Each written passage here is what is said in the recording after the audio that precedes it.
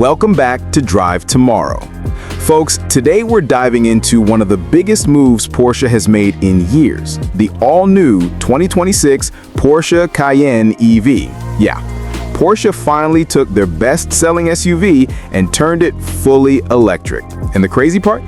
This thing still feels like a Porsche, just with a brand new attitude. Let's get into it. The Cayenne has been huge in the US for decades. It's one of those SUVs that shows up everywhere. Luxury neighborhoods, downtown streets, mountain roads, because it hits that perfect balance between style, performance, and daily comfort. So the moment Porsche announced they were electrifying it, everybody started paying attention.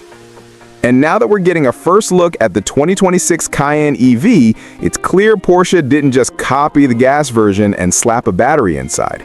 They redesigned it from the ground up, but kept the personality that made the Cayenne famous.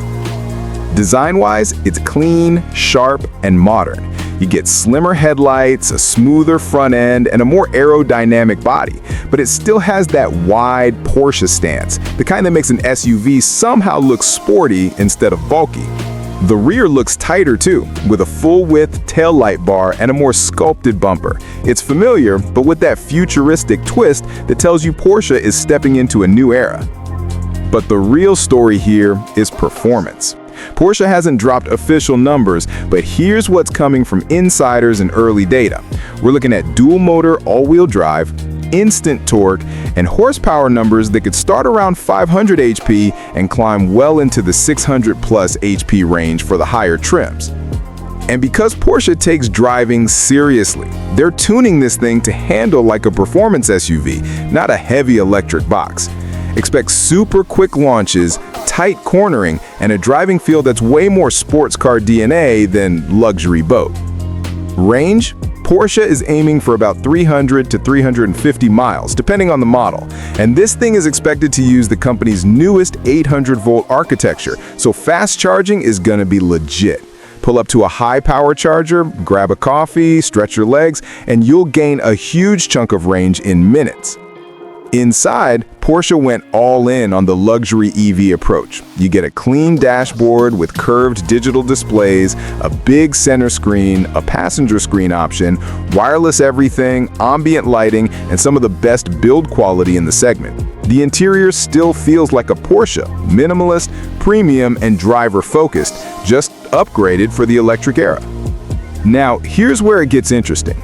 The Cayenne EV is stepping into one of the toughest battlegrounds right now, premium electric SUVs. It'll be up against the Tesla Model X, BMW iX, Mercedes EQ SUV, Rivian R1S, and even future models like the Cadillac Vistiq and Genesis GV90. But Porsche has one thing none of those brands can match: their reputation for making performance SUVs that actually feel fun to drive.